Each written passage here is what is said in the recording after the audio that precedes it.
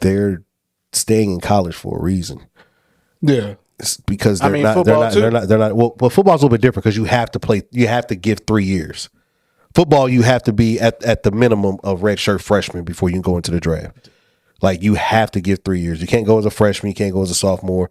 It has. I mean, not redshirt sophomore is the earliest you can go in college for football. Whereas basketball, I just got to give this school 1 semester and I'm out. Mm-hmm. I ain't even got to go to class in the spring because I know I'm going to the draft. Like, I do the fall, make sure I'm eligible. Mm-hmm. Once fall class is over, I'm not going to class during the spring for what? I'm leaving. Yeah. After March, April, I'm gone. It don't matter. You know what I'm saying? So, like, when you see these guys like these Zach Edey's and these Drew Timmies and these guys end up being 5th and 6th year seniors, and they're not NBA products. Right. So when they do go, like Oscar Tshiebwe, they do go to the combine, they do go to the draft, you realize, oh, like, man, he was one of the best rebounders in the country. He was getting 15, 16 boards a game. And he goes into the combine and shit, and they're like, NBA scouts are like, yeah, you're going to go undrafted and you might get on somebody's summer league team and you might make a G League team, but you're not playing in the NBA. Because, you know what I'm saying? The NBA's evolving, bro. It's really... but also a lot of these guys, they're not, like, if you look at Oscar Tshiebwe, he had a great nose for the ball. It sucks because he's literally like he's small. He's a dying breed. Yeah, but he's also small. Of basketball players. Like, there are no, in the NBA today, there are no like big men who are gonna, like, other than maybe like your Embiids, who are going. There's some guys. You still got Clint Capella. He's still around. You got Mark Williams in Charlotte. Like, you got guys. You got Drummond in Chicago. Yeah, you got guys. But Oscar ain't as athletic as Clint Capella. Oscar ain't gonna go up and go get no lobs and shit like that. That's the point. So in college, a guy like Oscar or fucking what's his name, Timmy, they look amazing because they're normally going to be one of the bigger guys on the floor. When they're matched up with somebody their size or bigger, they struggle. When they match up with guys who are more athletic, they struggle. But wait, but you're right. But when Gonzaga and UK played at the beginning of the year last year, and Timmy and Oscar were arguably 1 and 2, like preseason for like the NBA draft to come at the end of last season. They were 1 and 2. Timmy gave Oscar problems offensively and defensively because Oscar can't guard.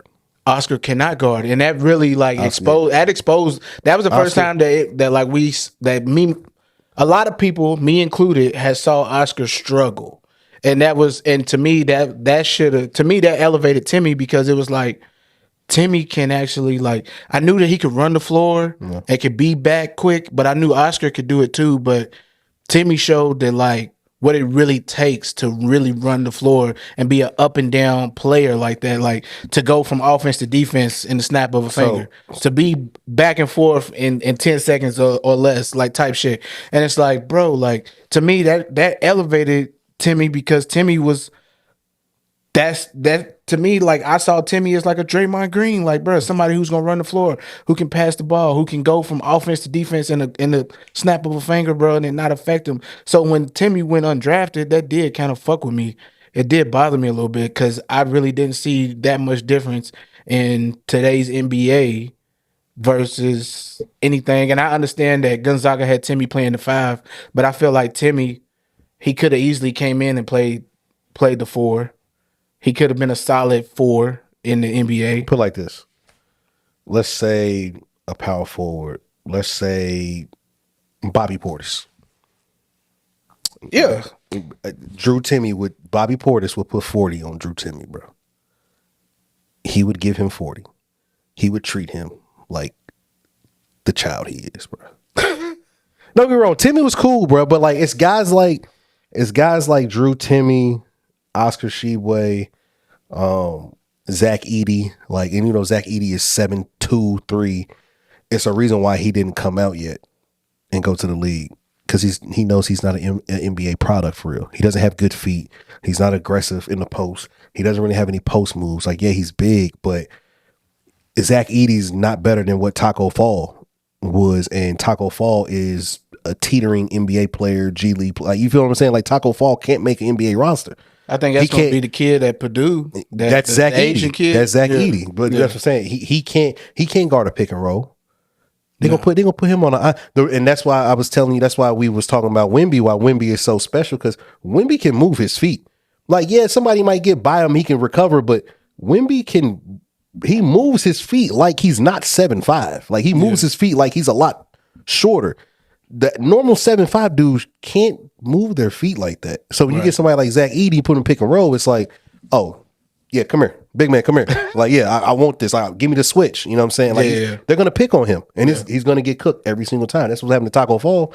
He couldn't do anything in the pick and roll. Same thing with a Boban Marjanovic. He stays on NBA roster because he's 7'5", 7'6", but he don't play because he can't guard a pick and roll. He got the burn down in Dallas with us. A little bit sometimes, but he don't play because he can't guard nobody. He's big as shit. And he getting older, injury prone, and I think that's why he's really more so bouncing around now. Yeah, but because guys, like he's a good vet. Guys, he's good in locker room. Guys like him. Presence, the fans love him. Type shit. It's like he's personable. Whatever. He's a good dude. But he won't see the floor unless, nigga, we get 10 people suspended and he has to play. Like, bro, you're not getting on this court, bro. Like, we have no reason to, because you can't do nothing. You can't get up the floor fast enough for us to run the floor. Then on defense, they're gonna pick on you. You can't guard nobody. You get in the pick and roll. You can't, you know what I'm saying? It's just like, bro, you can't stretch the floor. You're gonna be in the paint. You know what I'm saying? You're not gonna give us no space. Right. Like, you're not athletic, even though you're tall. You can finish over people, but you're not really jumping over nobody. You know what I'm saying? Like, and so it's like, guys like DeAndre Jordan can keep a job because he's getting older, but he's a savvy vet and he's still athletic. Still athletic than majority of probably most of the big men in the league.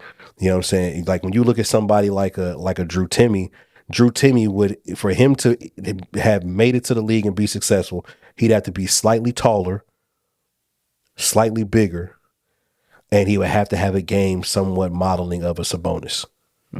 Like, you got to be able to pass. You got to be able to rebound. You got to be able to score. You don't really be a great defender, but you got to be a smart defender. And I think with his issue is that he's not big enough, because Sabonis like 6'10". Timme was really like 6'8", 6'7". So now he's smaller. He doesn't really have... I mean, how tall is Draymond? Draymond about 6'7", but the thing about Draymond is Draymond's a much better defender. He's still more athletic than Timme. He's a better passer than Timme. He's a better defender than Timme. Like, so it's like... But didn't Draymond play the 5 when he was in college? Draymond plays the 5 now. Yeah. But he's a better defender. Yeah. I feel like Draymond fits the style of offense that Golden State is doing. He fell into the perfect situation at Golden State. Like, Golden State... There we go. A lot of times it's like... You put Draymond Green on any other team, bro, it probably doesn't look that way. And it's like, I used to tell people this a couple years ago. I was like, bro, in college... Shane Bohannon. Because you're a big Golden State fan, right? Bro, don't start this. Okay. I like basketball. I'm not a Golden State. But you like Golden State though. I like teams that beat Bron. So yeah. Is that the only reason why you bought the jacket and everything? And that was a gift. That's crazy. They sent that to me. That's crazy. Yeah, they sent that to me. Anyway. Yeah. He fell into a perfect situation. But I remember Shane Bohannon, to me, Shane was a much better player than Draymond. And the one or two times that they matched up while they was in college, I think Draymond was a junior and a senior, and Shane was a freshman or sophomore or whatever. But Shane outperformed him every single time. Played better than him, looked better than him. He was the better player. They were the same size. The difference is Shane had a better game. He had a better handle. He was stronger. He was more athletic. He was a better shooter. He was a better defender. Like, he was like, you know how you see some guys and they're like, oh, like those two guys are like, they're similar players. And looking at Shane when they was in the TBT shit this past summer, he still looked like he could go out there and get some buckets, boy. He looked good. I was like, bro, like what the hell? Shane was one of them guys, bro, where it's like, you know how you get those guys like they're similar but they're different, but they're similar enough to where it's like, if one or two things went different for him, you could be in this dude's position, and one or two things went different for him, he could be in your position. Like, the Michael Beasleys, the Kelly Oubre's. Michael Beasley, like you feel me, like the Shane Bohannons, like those guys like that, like they're. But he be doing like the little reckless. He'd be like, I'm the one, Godson. Yeah, you feel, but like Beasley's a dog. He's a hooper, but things just didn't work out in his favor. And once you get up to these leagues, you get to the major leagues, the NBAs, the NFLs, the National Hockey Leagues, the Major League Baseball. When you get to these to the professional levels, it goes beyond just your talent. It goes off of, okay, what type of individual is this person? Can they be controlled? Can they be influenced? Can they be contained? Do we have to worry about them? Do we have to, okay, we know that he likes to do this on the weekends. Do we have to have somebody follow him so we make sure he doesn't get into trouble? We have to do this. We have to do that. And it's like, they'll take a guy who isn't as good as somebody because they're less of a headache. Right. And they'll take the person who's a headache and they'll push him out. And they won't publicly blackball him. But the trend will start of, oh, such and such isn't fucking with you. So because we're cool with them, they're sending a message that nobody should fuck with you, so they won't touch you. So that's why you see low key happened to DeMarcus Cousins. Well, it happens to a lot of guys. It happens to guys like Lance Stevenson. It's happened to guys like Dwight Howard. Happened to guys like Michael Beasley. Happened to guys like DeMarcus Cousins. Like, it happens to these guys, and it's some of it's media based too, but it's organizations too, like organizations that have. I feel like Draymond on his way to becoming one of them guys. The only reason why Draymond won't is because Draymond is somewhat part of the media. So Draymond, but if you take Draymond Green off of Golden State,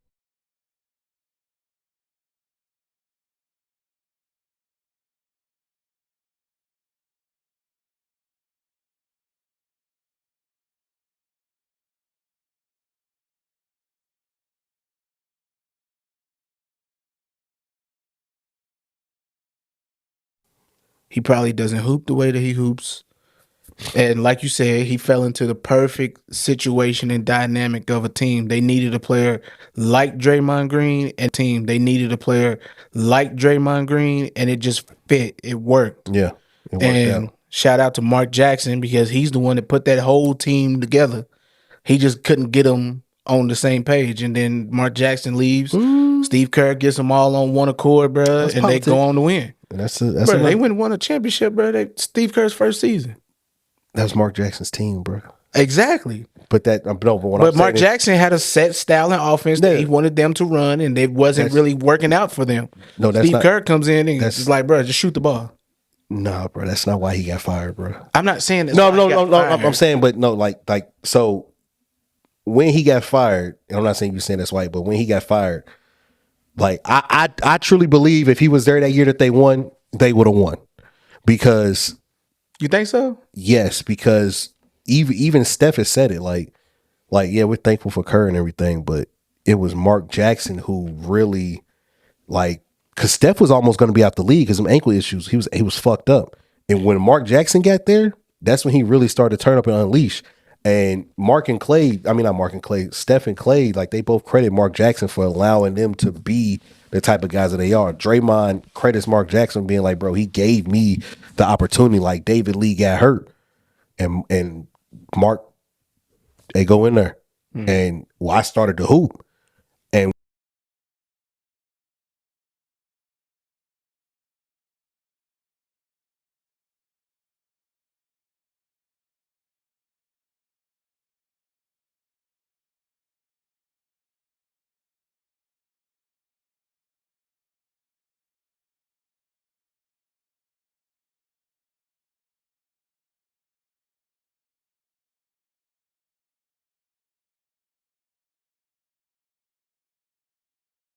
you not playing Kuminga but 2 minutes in the first half, and then you finally let him, but 2 minutes in the first half, and then you finally let him play 8-9 minutes in the third, and now he's leading, he's helping y'all get the lead back when y'all were losing because y'all didn't have no energy. You keep playing dead ass Wiggins, and we're gonna get on Wiggins in a minute, but you keep playing these rotations. You got Wiggins on the floor, you got Dario Saric on the floor, and Saric has up and down, but the Warriors are like, Steph isn't 28 no more.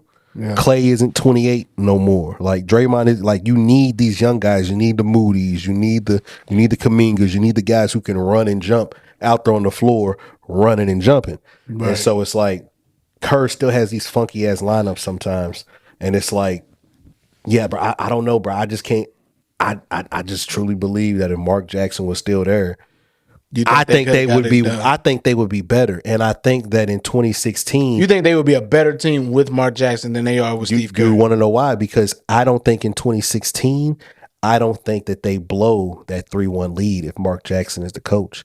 In 2016, I don't think that happens, and then I don't think that KD ever goes there because they don't lose. You got to understand, bro. It was about 3 or 4 years where KD was there for 3 years. Yeah, but KD didn't go. Steve there. Kerr was on autopilot. It wasn't like they sought out KD. Like, KD, you're the missing piece for us to win another championship. They did, but KD wanted out of a situation. Yeah, but KD got mad. He went there because they lost. If they win, they don't pursue KD. They lost, and Draymond. But KD wanted out. Yes, KD was going to leave. KD was going to leave. I'm saying he was going to leave regardless. He was going to leave. I'm not saying that. I don't feel like he doesn't go to Golden State. If they would have won that championship, then they wouldn't have been like, yeah, KD, you can come play with us. Or no, they wouldn't have pursued him. If they would have won, they would have been like, nah, we don't need you. You don't remember the Hamptons? The what? You don't remember when they flew to the Hamptons? Draymond, Steph, and Kerr went to the Hamptons to speak to KD after they lost in the finals. Draymond, they said, bro, I mean, they make a joke, but they said, I don't know. But they said Draymond, so that's why I'm. But they said Draymond was like, he called KD, like, bro, come, like, pull up. Not saying that's exactly what he said, but they had conversations. Like, so if they win, they don't fuck that up because now we done won 2 in a row. Now about 3 people, we don't have to add anything. Excuse me. You know what I'm saying? They let Harrison Barnes go so they can get KD. Go get your money somewhere. We about to go get Durantula. You good. Fuck out of here, Nick. You know what I'm saying? And he went to y'all, got paid or whatever. You know what I'm saying? It was cool, but yeah. And that's why Harrison Barnes, but that's why, remember Harrison Barnes and Draymond had beef. You don't remember that story when it was talking about when Harrison Barnes got married? He invited everybody to his wedding but Draymond. Mm-hmm. Because Harrison Barnes felt like Draymond was the one that was really behind not bringing him back and them going to get Durant to take his spot. Harrison didn't want to leave, but he felt like Draymond was the one that like, nigga, we don't want you. Fuck out of here. You why we lost? Missed on them corner threes. If we had Durant, nigga, we win. And so they went and got Durant, and they won 2 more in a row. There would have been 3 if Durant didn't get hurt and if Clay didn't get hurt. I don't think Toronto gets that championship in 2019 if Clay and KD get hurt, especially if KD gets hurt. Doesn't get hurt. But once Clay got hurt, it was over. Steph was out there by himself. So what was it? It was how many championships did they They got 4. They won 3. So they won 1, 2015. They lost 2016. KD pulled up. They won 17, 18. KD and then they just recently won 2 years ago. Yeah. Got you. I'm caught up now. Yeah. So sometimes I be lagging. My fault, y'all. Yeah. But yeah, bro. Anyways, man, I really feel like Mark Jackson would like. I think they would be in a better situation, bro, because I feel like he's not like Kerr. Kerr has been on autopilot for so long, bro. Like Kerr don't really make too many adjustments. Like he's a player's coach. He's gonna mitigate the players and make sure everybody's on the up and up. But he did a terrible job with the Jordan Poole shit. Even though they did say that he tried to get Draymond to talk to Poole and have a conversation with him, you know, lunch and dinner, and Draymond was like, no, fuck that, I'm not talking to this nigga. So, I mean, it's only so much you can do in that situation, but at the same time, you got to be able to see the signs that you got 2 guys on the practice floor. It's not just having the locker room. You got 2 guys on the practice floor arguing, about to come to blows, and you know what I mean? Like, nobody stepped in. So, it's like, as a head coach, if you're going to be a player's coach, you got to be able to see that. Yeah.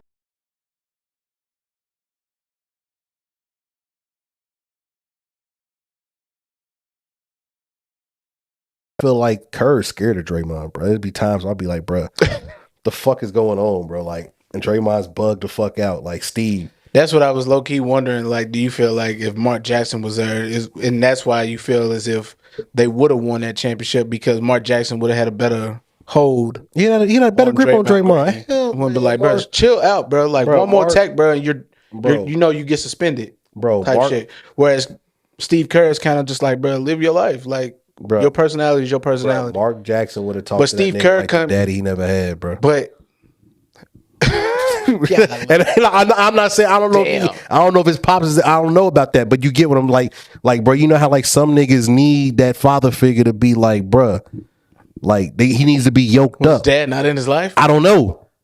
But I don't know the way that he acts. The way that he acts, it seems like that's fame, and that's money, what Rashid said. That's on the referees. That's why some referees, bro, like during that time, like that, and that's why he got them teased because that referee was like, bro, I refuse to have this nigga like. Not even so much because the referees is white, but like not that he said this, but he like, definitely said in his head. I just refuse to have this guy just screaming and hollering at me, telling me that I'm sucking at my job because he didn't get a call his way. Yeah, like I refuse to have that. So with that being said, I'm not taking your shit, Draymond. I will tee your ass up immediately, and that's exactly what he did. Teed him up again. He's out of here. He's out of there. No, that's a fact, bro. Now he's suspended because he accumulated so many T's leading up to that point. So now it's just like, bro, you gotta go. That's a fact, bro. No. And do the technicals like restart once the playoffs happen, or so it's like after 16, I think you get suspended a game for every tackle. Some shit. Because I remember that being like a big deal going into the finals. They was just like he already got like because he had already accumulated so many leading up to the finals. Yeah, and it was like, bro, if he. Like, can he hold his composure during this finals? And they was like, a lot of people was doubting him. And I was one of them. Like, bro, he's not going to be able to because he understands the stakes.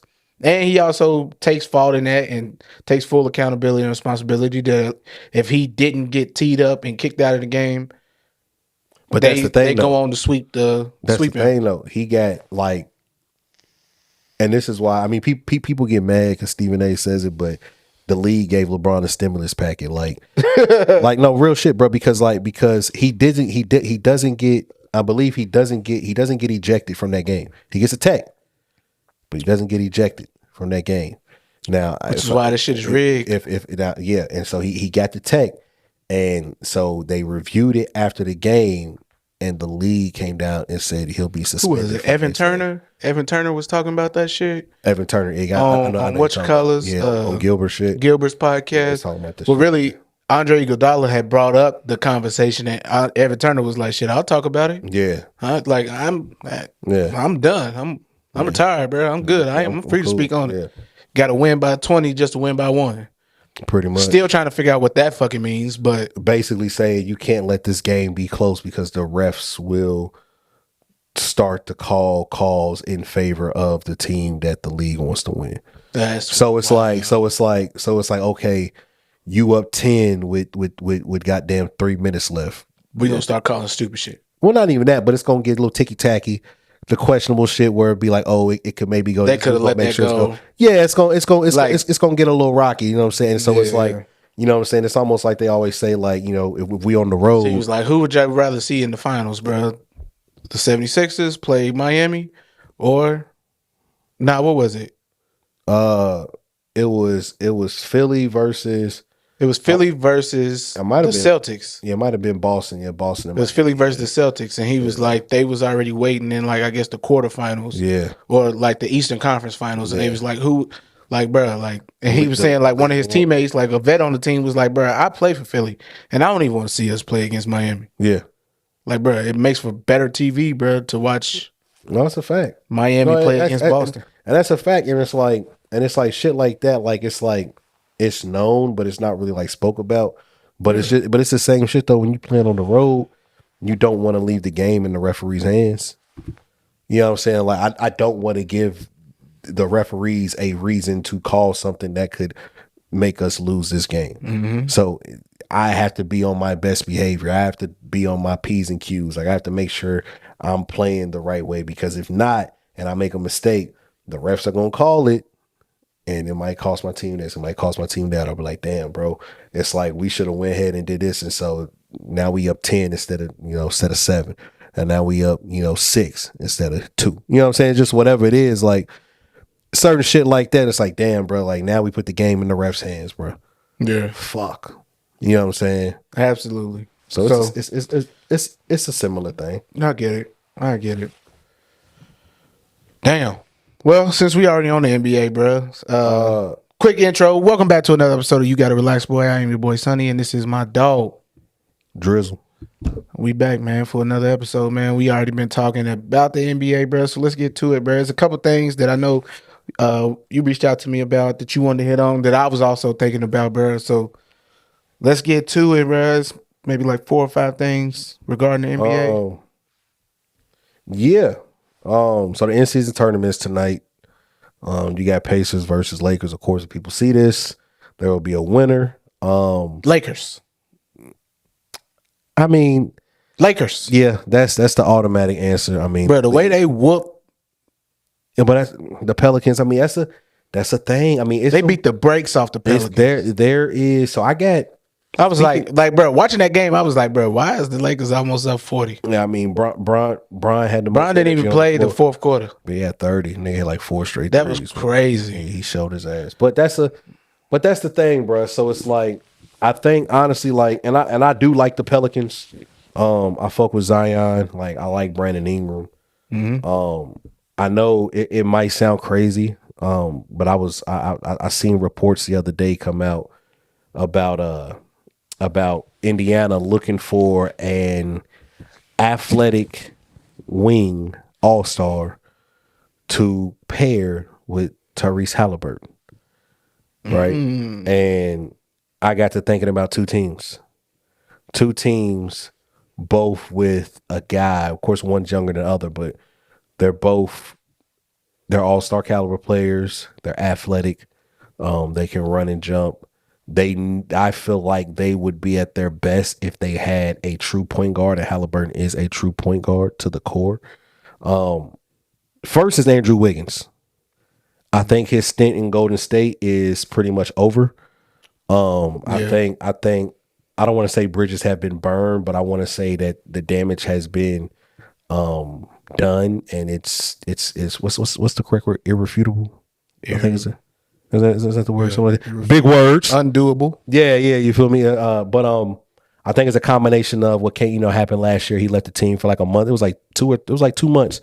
Left the team for like 2 months. Say, bro, he was almost 2.5, maybe 3 months. And of course the story came out was like, oh, his wife or his girlfriend fucked his best friend. There was some story that was circulating allegedly. But what really happened was, I think his mentor, like a father figure, passed away, and so he took a step away. You feel me? But nobody, and I know people keep shit private, you know what I'm saying? But like, nobody from the Warriors or anything ever really like stepped they just up kept saying family. Well, it just came personal reasons type shit. You feel me? And like everybody couldn't see and knew that the stories was out, and they could have somebody could. I mean, maybe or maybe not. That's not an issue. I'm assuming, but if I'm in a situation and people are putting out a false story about my situation, and I'm really not in a position to speak about it, but my teammates are, and they're not speaking lightly about you feel me? They're not speaking like good about me. Yeah, well, they're not saying anything bad either, but they not coming out and say, hey man, them stories y'all seeing, it was just like they let the stories just catch on fire. It was wildfire with the stories, bro. It was mad reports for like weeks about his wife, and there was stories about his daughter's not his, all type of shit, bro. It was getting out of hand. But it came. But is that really his teammates' place to like step in and say that? It wasn't like reporters were asking questions about that. Well, they were asking about his absence. Where's he at? When's he coming back? Do you know how long he's going to be gone? You know what I'm saying? And I feel like that's on Steve Kerr and even then, it's like, well, Steve Kerr wasn't making it any better because he would just be like, he's got family matters happening right now. But I'm saying, like, I would look at it and be like, damn, you know what I'm saying? I might have had a conversation with Steph. I might have had a conversation with Clay. I might have had a conversation with Draymond. And it's like, one of y'all could be, I know y'all see this shit online. One of y'all could be like, hey, all that shit y'all seeing online is not true. Like give bruh some, you know what I'm saying? Just something like that. And I'm assuming, I don't know. But let's say that is a factor. They did force him to get vax after he didn't want to get vax. The year that they won the chip, he did not want to get vaccinated. And that's Wiggins. Wiggins did not want to get vaccinated. He was one of the ones to come out early, say he did not want to get vaccinated for his religion or his beliefs or whatever. They ended up making him get, I ain't gonna say they made him, but they ended up persuading him to get it. He got it done. They want a chip. All right. They got it done. They want a chip. And when that happens, there's always going to be some type of resentment. Like, okay, I'm doing this so we can win. Mm-hmm. We won. Was that 2 with them now? He got, or was just 1? He got 1 chip. The last one that they won. But that I was thought the he year was that he on. said the vax. But I thought he got 2 with them. Nah, he got 1. He just got 1. He just got 1. That's when they beat Boston. Because they got 4 total. 2 with KD. But that's what I'm saying. Like, so we got that aspect. And you know, like for him, like guys like him, bro, he's still athletic. He's still semi-young. Like, Who was on that team? but he Wiggins. What, the year that they won? Gary Payton II. Yeah, Gary Payton, Jordan Poole. Okay, got you. Curry, Yeah. I told y'all, man, I've been lagging. My bad. But yeah, like situations like that, bro. Like I just feel like that shit's kind of like tainted his Golden State stint, and it's kind of to the point to where like they're looking to move. Like if you watch him play, he don't really look like he's enthusiastic. He don't run the floor hard. Like he should be catching lobs at the rim. Not this season. He doesn't like he's engaged. Like he's just like he's just going. He's going through the motions. You feel me? You look at Indiana. If that's what they want an athletic all-star 2-way player that can run the floor with Halliburton, and he got championship experience. So they're trying to. The Pacers are allegedly trying to move Benedict Mathurin. He's in his sophomore year. They're saying he's having a little slump. He was starting early on in the season, but he got benched for Buddy Hield. Mm-hmm. So I can see a situation where maybe the Warriors entertain, or maybe the Pacers reach out. Warriors ship out Wiggins, maybe somebody else, but definitely Wiggins would be the centerpiece. The Pacers send them back Benedict Mathurin and probably Aaron Naismith and the young forward Jackson, because that's what the Warriors need. The Warriors need younger players who can stretch the floor and play defense and be versatile on the wing. Right. They don't really have no defenders on the wing. Their best defender is still Draymond Green. Or, I mean, it should be Kuminga, but I don't. Kuminga needs somebody there to kind of like direct him and be like put a batter in his back for him to be a great defender. I feel like right.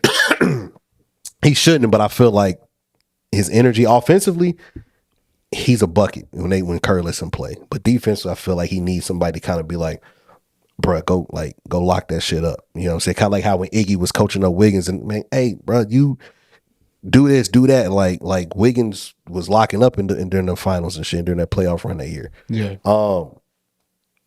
So yeah, I feel like Indiana can entertain that. Maybe. Or go get Zion. The Zion experience is getting to the point to where they're saying that people in the organization have been telling Zion he needs to get better with his diet. He needs to get in better shape. And they say Zion acts as if he does not care. He down there fucking them porn stars. They said that gumbo and that jambalaya and shit. But that's the thing though. So it's like maybe this isn't. I mean, of course it's been rumored that he doesn't really want to be there for real. He never really has. He don't look like he engaged down that bitch either. But that's the thing. That's what they were saying. They was just like, bro, he just doesn't like. He's just not doing. Like Zion could be one of the best, if not the best player in the league, if he had his mindset, if he was in shape. But he just doesn't look like he's in shape. Zion, to me, bro, he's coming off as the guy who did everything he had to do and needed to do to get to the NBA. And now that he's there, he's realizing the money that he has. He's realizing the power, so to speak, quote unquote, that he has with his stardom and his money and his fame and everything. And now he's done got more attracted to that than he has got attracted to playing ball. Yeah. And when you think about it and you look at it, it's like, bro, what did y'all expect? Zion Williams gets drafted before he's 21. He's making all this money. He's got all this stardom. Everybody in the world knows who Zion Williams is. And it's like he came literally from nothing. Like his high school basketball team, like, bro, like when we were seeing them highlights of his high school basketball team, like, bro, everybody was little as fuck. And you could tell he's coming from a small ass town, city, county, whatever. South Carolina. Like this small ass area where the population is probably 5,000, 10,000 people. And it's just like, and this is just me speculating. Now, I'm not saying that I know exactly what the fuck I'm talking about when I'm saying where he's coming from, but by the looks of his high school, from all his highlight shit, it just seemed like he come from a very small town. Like he was the biggest player on his team physically and also like in tall wise and wide wise. He's the biggest player. Like you wouldn't think, like seeing Zion Williams firsthand, you would think, like, bro, he a nice pulling guard. Yeah. No, that's a fact. It seemed like he played guard or something, like offensive line, defensive line or something, bro. Like you would never expect like a motherfucker to be like, nah, bro, like he the number one recruit in basketball right now, in high school basketball. And it's like, hell no, like he gonna have to show me, and then he get on the court, bro, and he show you. And it's like, whoa. But then just like how we seen him, like we saw him come through high school, and it's just like, all right, he go to Duke. Okay, cool. He done teamed up with Reddish and RJ Barrett. And it's just like, all right, we'll see what he can do in college ball. Like, can he dunk on these kids, on them little white boys, like he was doing in high school and AAU and shit? And then he go out there and do that, and it's like, oh shit, like he real deal. Like it ain't a game. Yeah, it's not a game. Then he goes to the NBA, balls out his rookie season, bro. Then gets hurt, and then after that, bro, like he's just on his ass. And we watched him. He looked like he gained about 50 pounds, 50, 60, maybe 80 pounds. And then he just looks humongous. Like Charles Barkley was joking on it. He was like, "Man, it looked like me and Shaq had a baby." They say he still look full from Thanksgiving, bro. Like,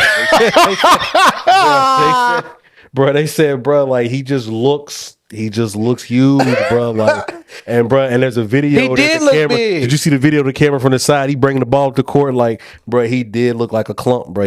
He looked crazy. It's like, bro, clump is crazy. And then like somebody was like, bro, it'd be crazy to think that Zion peaked at Duke.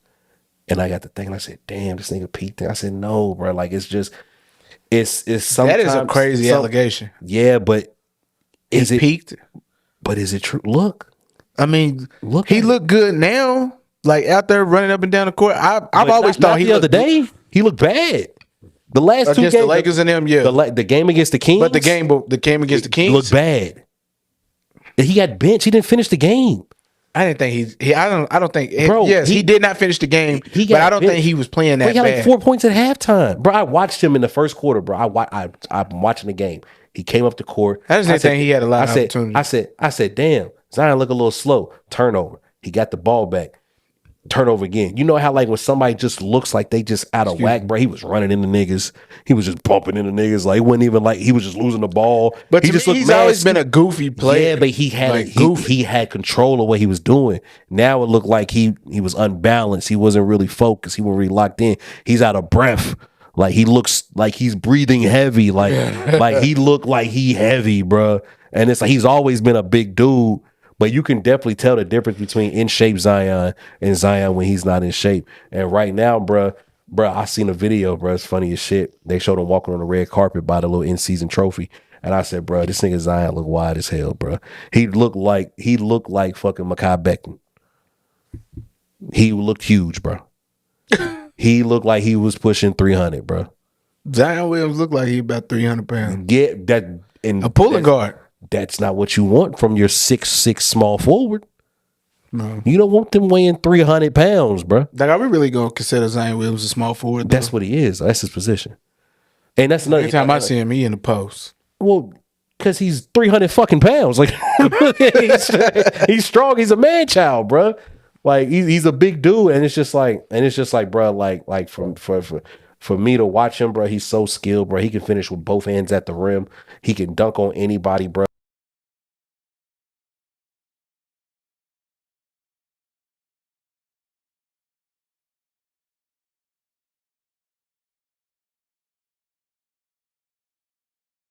Environment with the true point guard who will get him easy looks. Like I'm talking about, nigga, just because I ran the floor, I'm getting 8 to 10 points a game.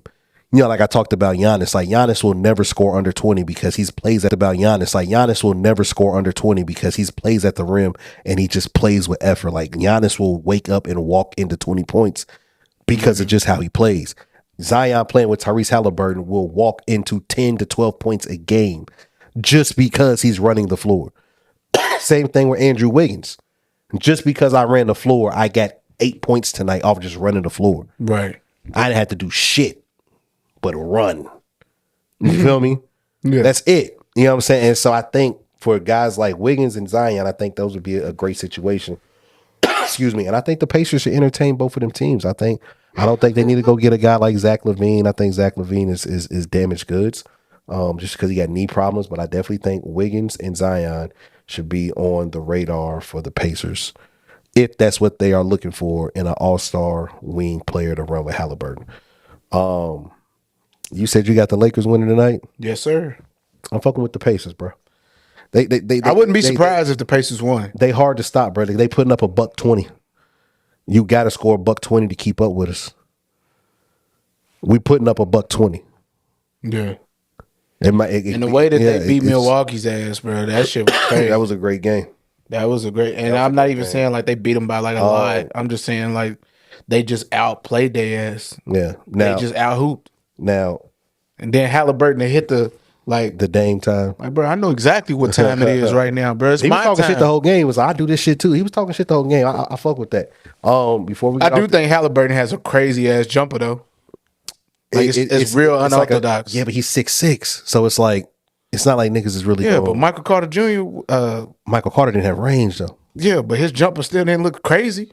No. But I'm saying like, yeah, Halliburton jumper look crazy. It's a set shot. It looks crazy, but he's 6'6". Like the way his foot turns in, bro, and then it's like little. Me.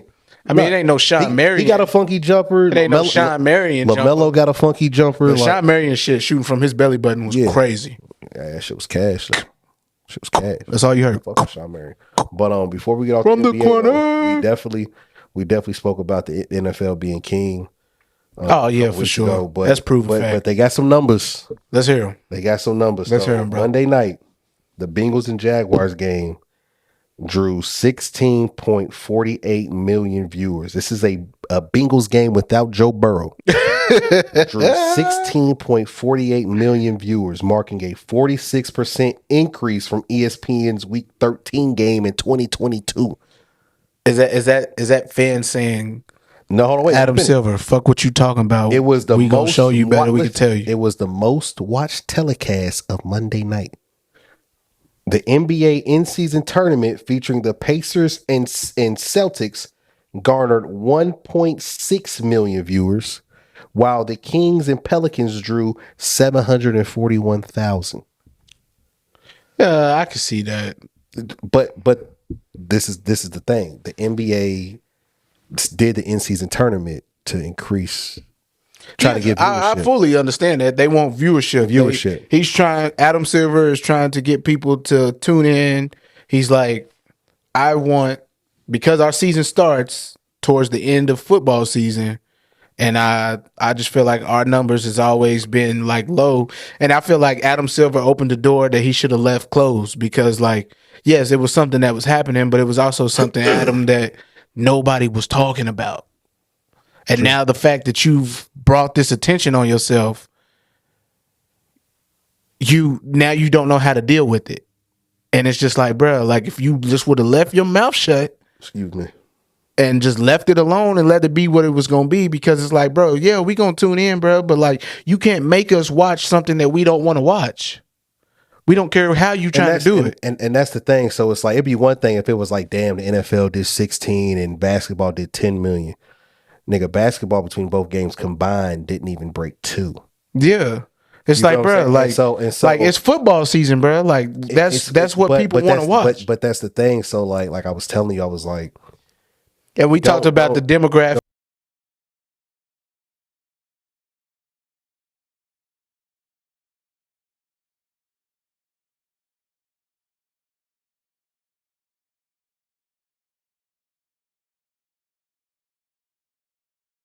ESPN, I can't remember the name of the parent company, but ESPN bought the company. So ESPN owns the parent company, but ESPN bought the company. So ESPN owns the parent company that owns UFC and WWE. We already see a lot of UFC stuff coming on ESPN. Your boy Pat. We're coming soon. WWE will be on ESPN. Where you say, what's that coming down the track? You know what I'm saying? And so that was hard. So I said, Pat McAfee, bro, he know what he doing. And so I personally, I don't watch wrestling like that. I've never seen, even when I was a child, I've never seen. You never really watch wrestling? No, I'm talking about right now. Oh, yeah. But I'm saying I don't watch it right now. But even as a child, I've never seen a SmackDown, a Raw, a Sunday Night Heat, a pay-per-view, anything, and it not be a sold-out crowd. I watched that first tournament game last night, or not last night, a couple days ago, the one that they had, it started at 5. What was it, the Bucks and Pacers? Mm-hmm. That crowd in Vegas wasn't sold out, bro. Now, granted, it was at 2 p.m. over there in Vegas, 5 p.m. our time, but 2 p.m. over there in Vegas on a Friday or Thursday afternoon, but it wasn't sold out. Yeah. If there was a football game played at 2 p.m. on a Thursday in Vegas, sold out crowd. The Raiders, yeah. Sold out crowd. So it's like, if it was a wrestling event, sold out crowd. I feel like. No, I mean, you absolutely right. And I feel like them trying to go to Vegas was the determining factor. It was a cool neutral site. And I feel like if he probably would have left it to like home court advantage or whatever, probably would have done a little bit better. Maybe, but I get the Vegas aspect of it. This is why I say that. Because it's like, bro, you bringing these teams to a city and a state who could honestly probably care less that these teams is here playing. You leave those games, like you leave those games wherever the home team is from, bro. Yeah, 2 p.m., bro. The Lakers is playing, bro. But then it's not really a tournament no more. I think that was the whole thing. Like, they wanted to treat it like All-Star Weekend and the finals like mashed together. So there was a red carpet. They had people performing. Yeah, but you realize All-Star Weekend happens after the NFL season's done. All-Star Weekend, no, I agree. All-Star Weekend only jumps because you got NFL players, rappers, everybody coming. No, I agree. So it's like, but what I'm saying, as far as like they're thinking, as far as like putting it somewhere, it's a neutral site. We can turn it into a weekend thing. So from Thursday to Saturday, it's the NBA in-season tournament. From Thursday to Saturday, so we got events, we got things going on. So it's like, can I tell you what I would have done differently? What? Like, if it was me, I wouldn't have made it all in Vegas. I would have done a West Coast thing and the East Coast thing, and then had the quarterfinals, semis, and finals in Vegas. That's what they did. I thought it all was down there. No. The only thing only the semis and the final was in Vegas. The first elimination games were based off of whoever was the 1 seed, and they had a home. That's why Milwaukee played New York in Milwaukee. So they was just putting I thought those courts that they were playing on, those were in the cities. Those were the home courts. That wherever they were, that was home. That was so Milwaukee. Okay. Everybody had their own special court. Everybody had their own special court. The only games that's played in Vegas is tonight, and then the 2 games that were played on Thursday. Those are the only games played in Vegas. Everything else was done in. So Monday and Tuesday. Monday was in the homes. So that was in Indy and wherever else played on. I think the Kings were the home team. Maybe I can't remember. I thought it was them red and black courts for Michelob Ultra. Just ain't hit. No, that their court, the red and blue. So that shit's trash. That shit is like Michelob Ultra court. That shit is like. And I get it. They trying to like Michelob Ultra sponsor and. Well, that's the default Pro-Am court on 2K. Like when you start up a Pro-Am team on 2K, it's red and blue and black. Yeah, those are default Pro-Am colors. Adam, what have you done to yourself, bro? But other than this court, like damn, bro, like you should have left this shit alone, cuz. Like now.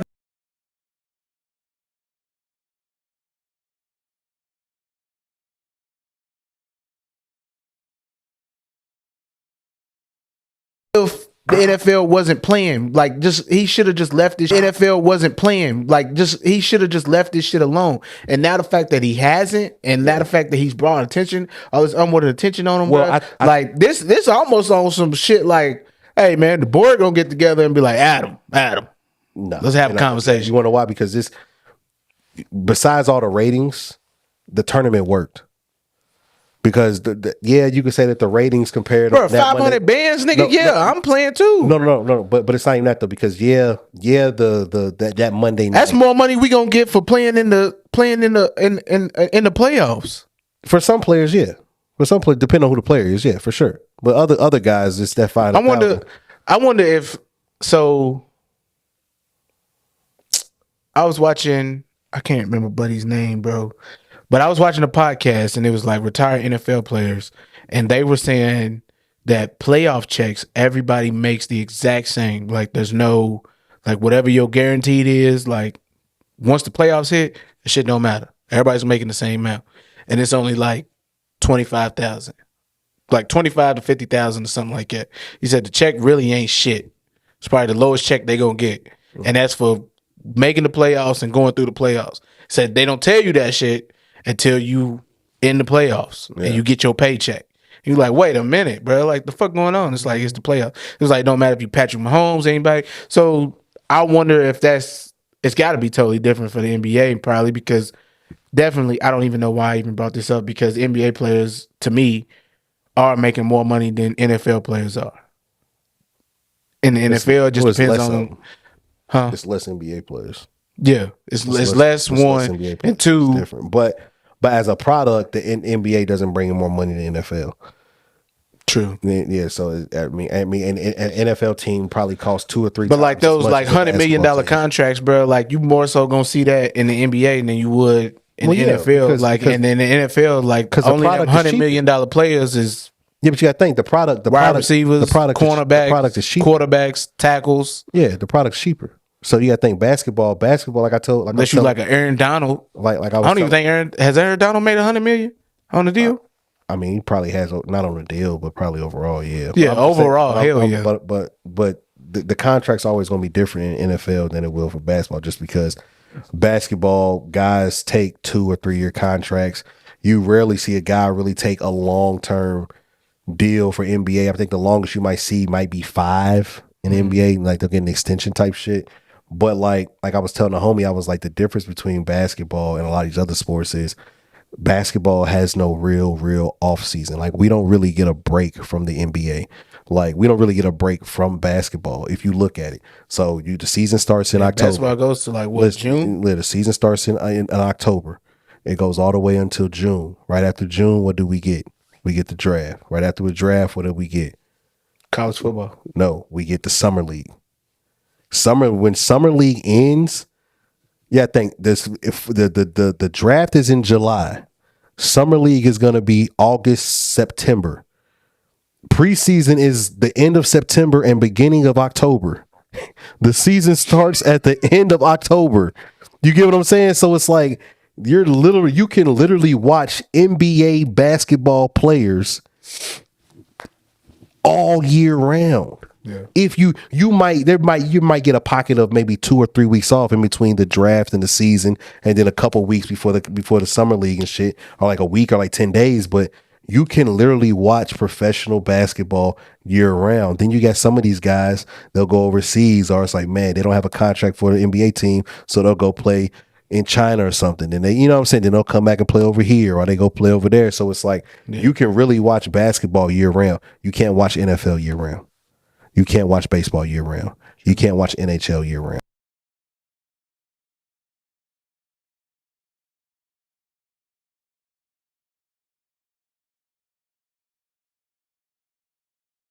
Winning a chip, and now he back hooping again. Like, damn, you feel me? Like, the seasons come and go so fast for basketball. It's like, okay, you know what I'm saying? Like, so I think the public, I think the NBA fucked around, try to get the casual fan to buy into the product, and instead of catering to the fans who like it, like baseball has done over the years, like NFL has done over the years, and it's worked, I think the casual fan is the casual fan. They're casual for a reason. Mm-hmm. They're going to be sometimey. So they're not really going to give a fuck.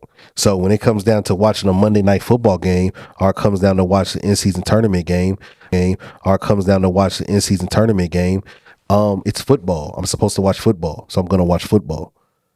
Whereas it's basketball. Oh, it's basketball. Well, if I'm not a Celtics fan or a Pacers fan, I'm not watching that game.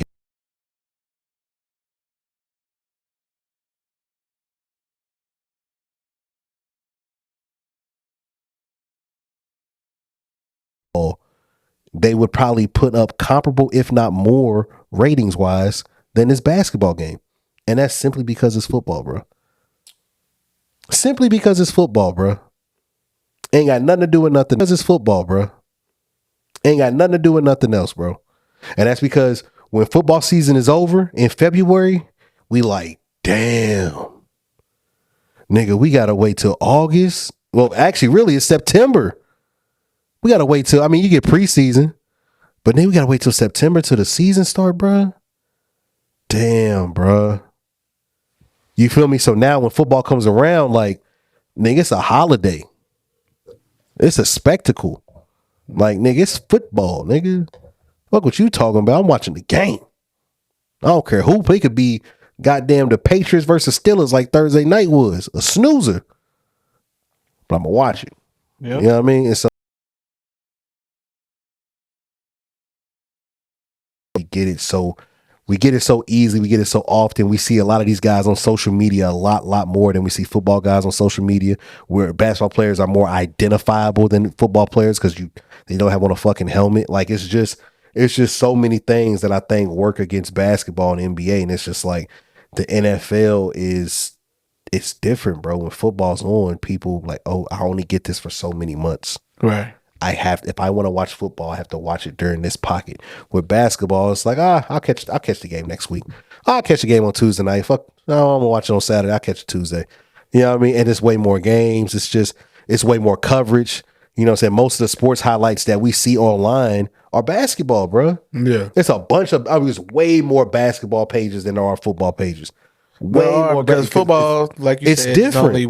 It's one time a year you go, and other than like the weak ass XFL and all that shit. but you can't play football everywhere. You can play basketball everywhere, bro. It's cheap as fuck. If there's a rim, we can get up shots. You know what I'm saying? It's just when different. I was a kid, bro, DYNO-MAN used to go crazy. If you know, you know. Oh, what y'all used to call it? You said DYNO-MAN? Bro, why I think you was talking about Bomber, man. It might be. You know what the game?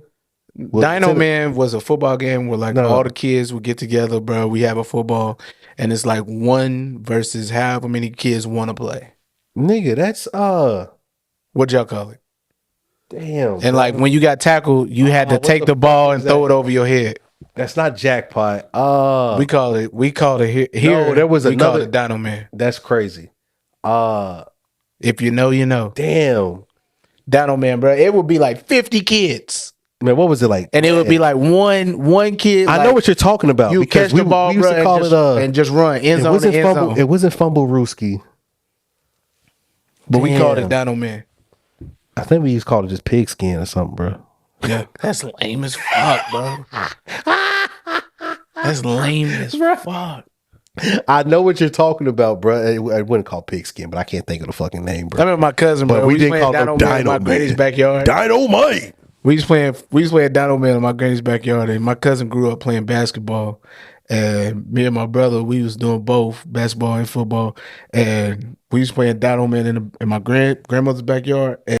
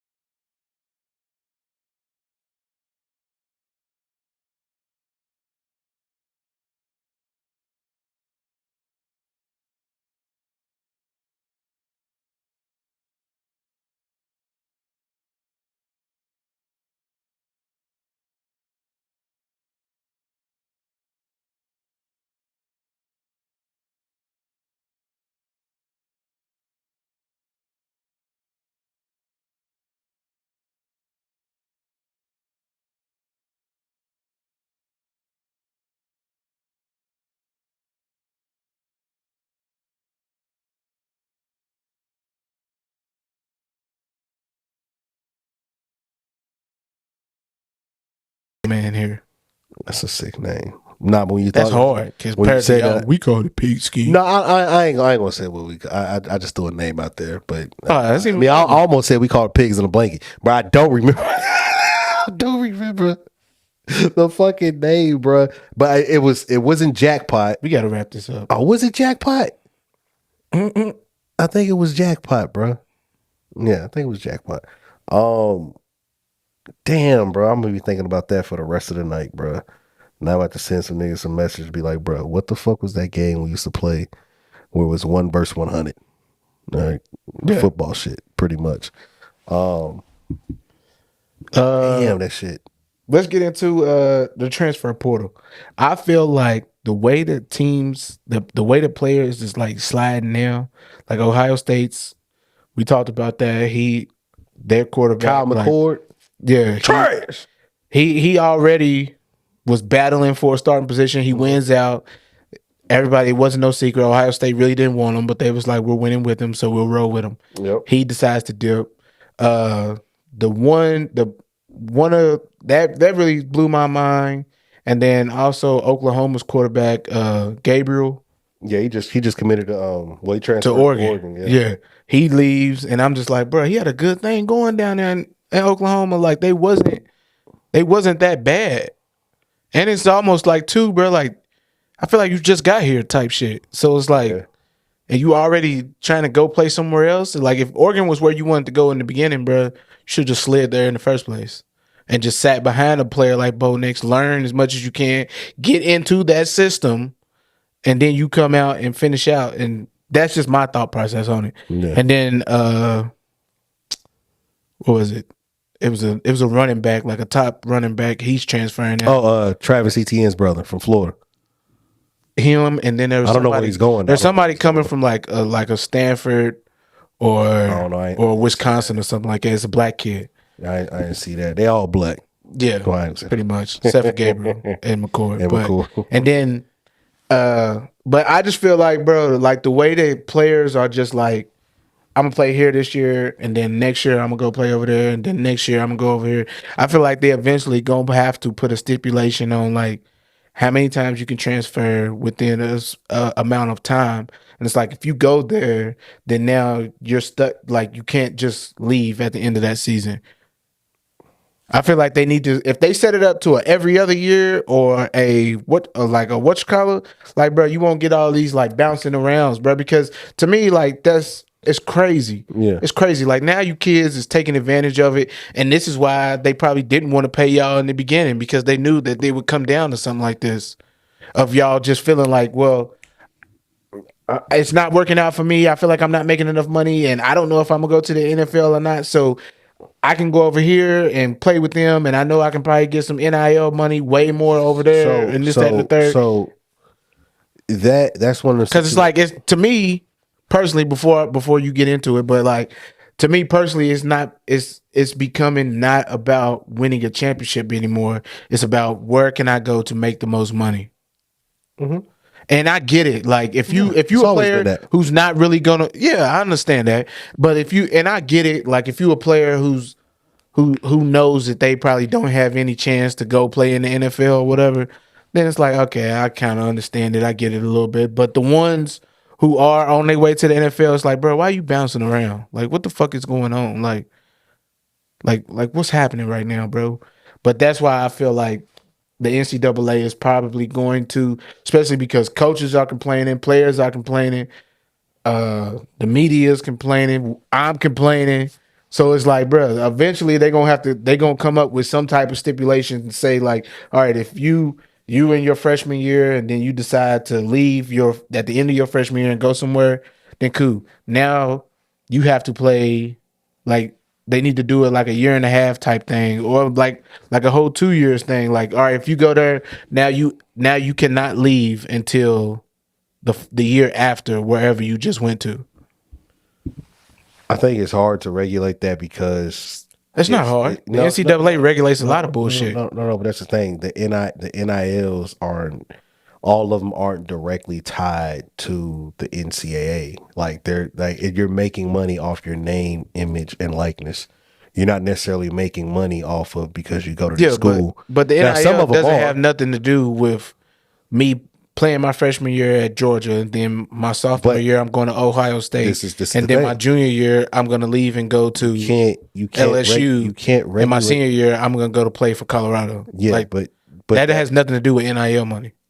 Per se, but you can't regulate that because, like Kyle McCord. Okay, no, let's say Gabriel, Dylan Gabriel, or Daniel Gabriel. Daniel Gabriel. The season ain't even over yet. He already transferred to Oregon. He's already there. Well, he's already said he's transferring there. Like Oregon that's where he's going to go. I don't know if he's even going to play in the bowl game. I don't know what's going on with that, but Oregon is his spot. With that being said, what does that tell you, bro? They've given him some money. Yes, but that also means that conversations have already been held. This was already an idea. This was already in the works. Like, so what I'm saying, who did I see? I saw a coach say that. I think it was like Kirby Smart or something. It was Mac Brown. It was last year. He was talking about how. No, it was a coach this year. He was. Well, I'm saying he was talking about players were trying to get coaches were trying to get Drake May to transfer. And he was like y'all think it's on. He was like y'all think it's us. He was like it goes both ways. Like sometimes them players is like, hey, sometimes them players is calling us directly. Like, hey man, I'm looking for a better opportunity. Like, what you got for me? And as a coach, if it's my job to win, and it's my job to be successul, and if I know what he say on Drumline, he said, because it is my job, my asset is on the line. And if I can get a guy here that can protect my job, yeah. Hey, come on, bro. So it's like it goes both ways. So the only way to really regulate that, it would have to be something done behind the scenes where coaches are told not to take guys after so many years and not to take guys from there. Not, it would have to be something done, but it's like it's turned into it's a dog eat dog world. So it's like, bro, if your quarterback wants to leave and he don't fuck with you, but he want to fuck with us, who am I to tell him no? Like if I'm the Oregon coach and I'm like, damn, I seen what bruh did over there Oklahoma this year. We losing Bo Nix. We still got talent. We can be a playoff team next year if we get a guy like that. Yeah. Let's go ahead and go get a guy like that. You know what I'm saying? Like that's the game, bro. It is what it is. You know what I'm saying? I don't think they can truly regulate it without it coming off as ill with ill intention.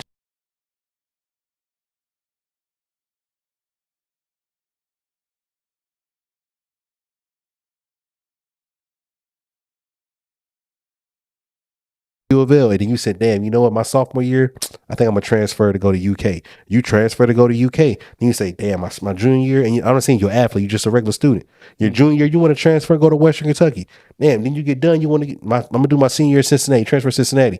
Who are they able to tell you can't transfer schools because you feel like this school's giving you a better academic opportunity? But yes, it used to be that way, bro. Like when you transfer, bro, like you was either gonna be ineligible until the next season or not. Yeah, gonna be ineligible until the next season or not. Yeah, but you can just go and go. No, but that being ineligible shit, that was trash because your shit transfers, your transcripts transfer. It's just a fax machine. It's not like that shit has to process. It's like, hey, he got this grade, this GPA for this semester. I'm gonna fax it to you niggas. And they got it. All that shit that shit was a tool for them to use and be like, we don't want people transferring this, that, and the third. So we're going to say, if you choose to transfer, you got to sit out a year. I think that was trash. I think that was corny. I think it was trash, but I think it was also necessary because now you just got teams bouncing around for no reason. Yeah. Why now you got players bouncing around for no fucking reason. Yeah. Other than the reason of like, bro, like what job? It's not a job. Yes, it is, bro. They've since day one, bro. They've been student athletes, bro. It's a job, bro. It's a job now because they can make money. But since day one, they've been student athletes, bro.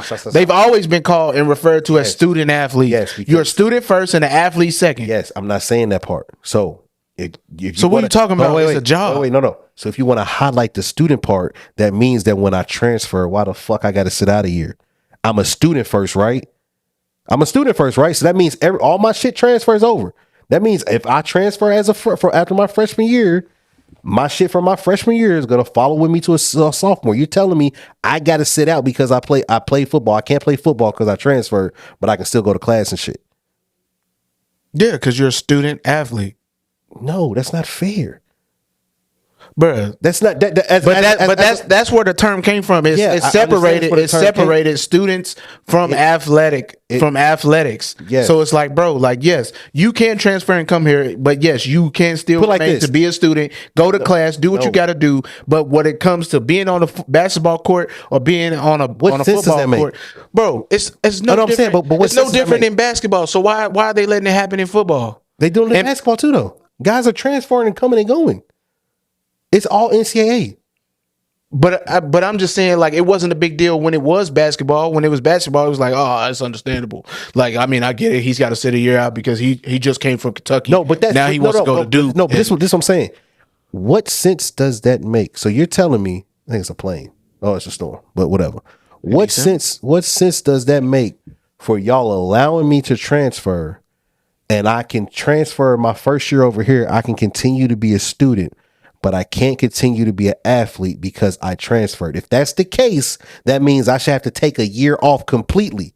No, because you can't have it both ways. Yes, you can. So that's why they separated it, bro. They separated it because that's why the term student athlete is a thing, bro. Because you are a student first. Your education comes, bro. Ever since you was young, bro.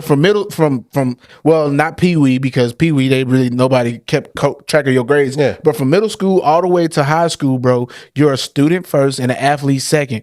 Like, if you transfer and go to another school when you in high school, bro, you can't play the next year. I understand your point in it. And you're looking at it like, well, bro, that to me, that's stupid as fuck, because like if I transfer and they accept me in as a student, then cool. But yeah, we're accepting you in as a student. But when it comes to athletics isn't playing that shit, bro. Like, they're not gonna just let you just come in. What sense does that make? Who when benefits? You transfer, hold on. Who benefits from that?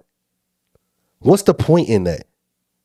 No, that's the point is to keep players from feeling like they can just get up and go. I'm gonna give you what it is. I'm gonna tell you what it is. Let me break it down to you how I see it. You things aren't going your way here, so you want to pick up your toys and go play somewhere else. Yes. Okay, that's fine. Yes. But because every day I come in here between goddamn, let's say school starts in August, but we get here for camp 2 months before. So we doing our 2-a-days for a whole entire summer. When August gets here, we get Mondays off. Between Tuesday, Wednesday, and Thursday, I am here for damn near 8 hours a day, and I still have to go to class. This is a job, bruh. This ain't no fucking, like, this is a job. So depending on where I come from, if I'm out of state, I get a stipend. I get money, because that's part of my scholarship. When we go travel places, we get a per diem for lunch. When you know more about it than I do. You play college ball. I didn't. Get paid. So what I'm saying is, who benefits from a guy saying, "Hey, I don't want to play here no more. I want to transfer." Who benefits from not letting him play? That's basically like you're telling me it's a non-compete. That's what it is. It's basically a non-compete. Say, hey, if you transfer, you have to sit out a year. That's a non-compete. So now you're playing with this person's future, because it's not like I can say, well, I'm a transfer from Duke to go to North Carolina and be like, damn, I can't play football, but I guess I just play basketball in the meantime. It don't work like that. This ain't like it's like a job. Like, yeah, I'm over here. I'm doing something over here, so I can't transfer to work over here because it's the same thing. So I can just pick another position, as long as it doesn't compete. So like, I don't feel like it's beneficial for any side of it to ever be like, nah, you got to sit out a year. And it's like, and that's what people brought up. They was like, yo, like, these coaches, they get to leave. They get to come and go. These head coaches, they don't get to, like, if they leave, they can't go be a head coach somewhere else. No, they go get another head coaching job somewhere else immediately. There is no, oh, you got to sit out a year. Oh, you got to sit out. No, it's like, I get to go be a head coach. I can come and go as I please. Yeah. If I get fired, I can go get another head coaching job. If I quit, I get another head coaching job. If I get replaced, another head coaching job. It doesn't matter. I'm going to be a head coach. But we make these players have to, nah, bro, you got to sit out a year. Why? Transfer. Damn, is there like a process? Nah, you just got to sit out a year. But I feel like coaches get punished with that too, because wherever they go, bro, like, now they have to rebuild. So, I mean, technically it's the same exact thing. Rebuild what? Bro, look at Louisville, for instance. Bro, these niggas bring their whole staff with them. Yeah, you bring your whole staff, but your staff ain't going out there playing for you. Yeah, I got to rebuild my roster, but that's the point I'm making. Your staff isn't going out there playing for you. It's college football. You rebuilding your roster every year. Every 2-3 years, you shuffling in niggas all the time. It's college. Niggas come and go. Yeah, but your first 2 to 3, bro, is gonna be rough as fuck. So now, like you said, you can now when I go get a whole head coaching job, I can tell my quarterback, hey, bro, I'm going over here. If you want to go and transfer with me, let's go knock this shit out. Caleb Williams and you see what I'm saying? What you call? Jack Plummer just did it. Kinda. Yeah. He did. He came from Purdue with Brown. Nah, Jack Plummer came from Cal. I thought he came from. Well, he was at Purdue at first. Though. He was at Purdue. And then okay, but so if Brom don't pull up, you think Jack pulls up? No. Okay, so but you get what I'm saying. Yeah. So it's like now I have control over. I still have control over my roster. Right. Like if I transfer, if I leave, I can tell people transfer. I can tell kids, hey, you might have a better opportunity playing somewhere else, bro. You're not going to play here. Who am I to tell this kid that he can't play for me, and then he goes somewhere and he can't play for there for a year? It's like, no. If he can hoop, get him on the floor. If he can play football, get him on the field. What do we gain? We're not doing nothing but hurting the player. Now, and we also holding up a roster spot because now they sitting out a year, so then they still on the roster. So it's just like, bro, like if they gonna play, they gonna play. If they not gonna play, they not gonna play. So like, I personally feel like there's no benefit for nobody to be like players got to sit down a year. Like, bro, if that's what you want to do, if you think you transferring is the answer, go transfer and find out. And some of them find out it's not better. A lot of them find out it's not better. But is the NCAA to say, nah, we ain't gonna let you go see if it's better. And if you do go see if it's better, nigga, you got to sit down. I don't even think it's so much them saying like, we don't want you to go see if it's better.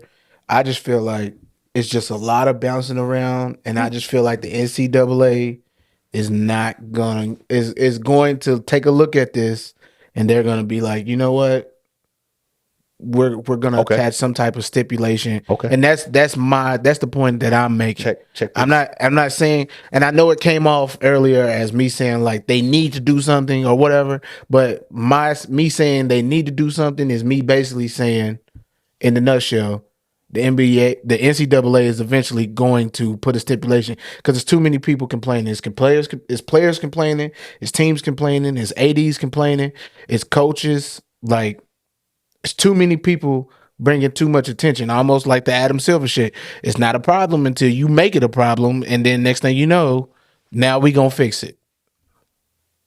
Okay, I'm not gonna say I disagree with that. And you kind of made me forget my point. I just said some fire shit. You kind of made me forget my point because I was thinking about it, and then I just started thinking about some other shit. But I mean, we've been on this subject for a minute. But it's the thing though, when it comes down to these players, bro, and these teams, be honest. I feel like Deion. Be honest though. You say that the NCAA is going to be like, oh, we don't like it. We don't like it because of this, right? The whole entire NCAA is changing.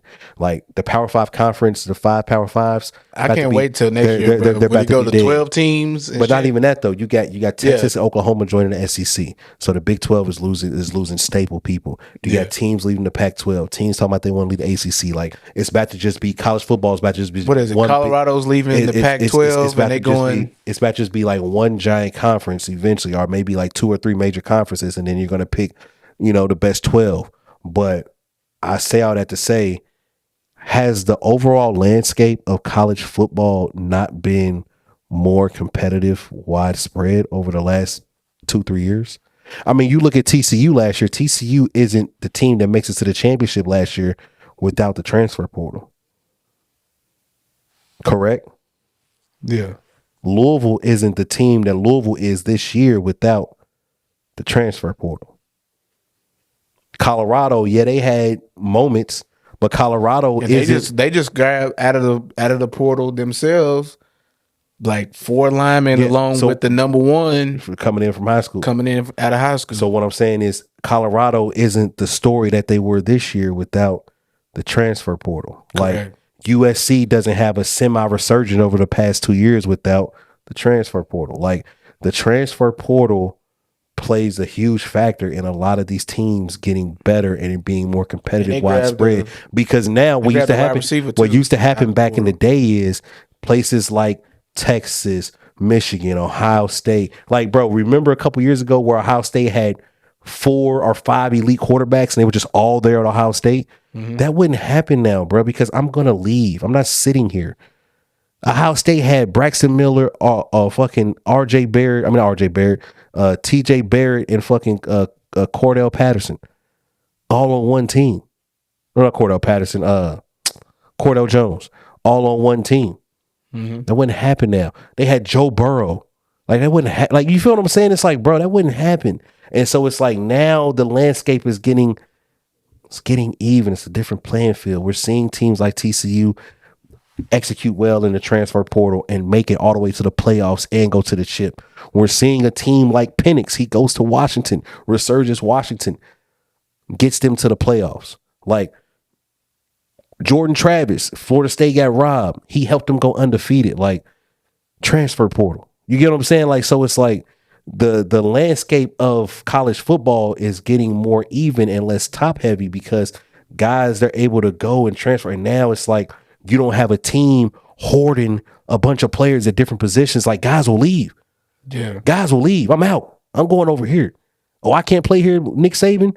Well, I'm going over here to Oklahoma State. Or I'm going over here to Cal. Or I'm going to go over here to Colorado. Or I'm going to go over here to Oregon. You know what I'm saying? Like, because I'm going to get an opportunity to play. So now, you know, it might have somebody coming in that might be challenging your spot. Coach like, hey, we're bringing in a freshman. We're planning on starting a freshman. All right, bro, I'm out. All right, it's going to be a QB. It's going to be a QB challenge. No, it ain't. I'm out. He can have it. I'll go play somewhere else, bro. Yeah. You know what I'm saying? Like, so it's just like, I don't mind it because it allows players to bet on themselves, bro. And I think it's made the overall landscape of college football even. You know what I'm saying? It's still going to be top heavy here and there, but I think the gap is being closed slightly. You know what I'm saying? And I'm not opposed to it, bro. But yeah, bro. I think that's it for this episode. We did you already did the who, what, where, and gotta relax. My dog Crumbly stopped by, kicked it with us, bro. That was funny. Yeah. He was definitely saying, man, he missed this shit. Hopefully he can come back, man, and do some special things. I ain't gonna reveal too much because I kind of want it to be a surprise when it do happen. But hopefully this ignited the fire back in him. Oh yeah. You know what I mean? It was good having him back. It was his presence, his energy definitely kickstarted this whole episode. Not saying we didn't have that shit without him, but no, I get what you're saying. For sure. It definitely felt a little different, felt a little bit more comedic. To me, Crumbly's always brought that comedic aspect to the show. Yeah. It like, I know you be saying funny shit, I say funny shit, but he's always been like that wild card for us. Yeah. And to have him stop by and kick it with us while we were setting up, and then he stayed for a little minute, bro, and then we do a little segment with him and shit, bro. That shit was comedy as fuck. But hopefully this reignites that flame in him, dog. My dog come back. And I ain't gonna just say my dog, our dog come back and he tapped back in with us, man. But other than that, I think we done had a good episode, man.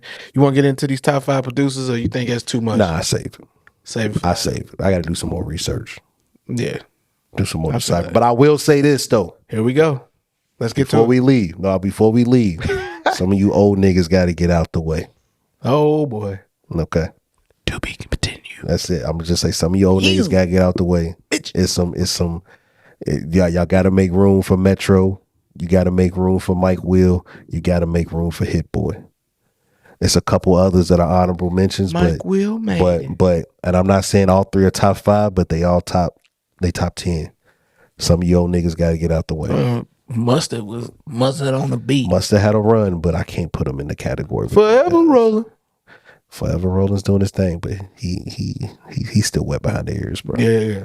He ain't there yet, but like when he gets there, we'll know. But yeah, man.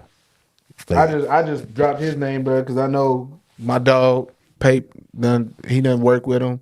Of course, if you listen to ESTG, you definitely gonna hear Forever Rolling. Nah, he got some shit out there with Baby Dirk. He been around, bro. He got Money Bag, I think. Nah, he got some shit out there. But yeah, man, top 5 producers. We will definitely talk about that next episode. I think that's it, bro.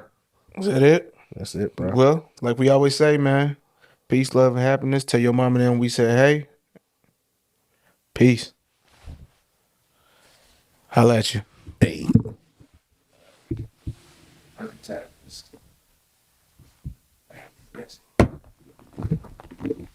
Oh boy.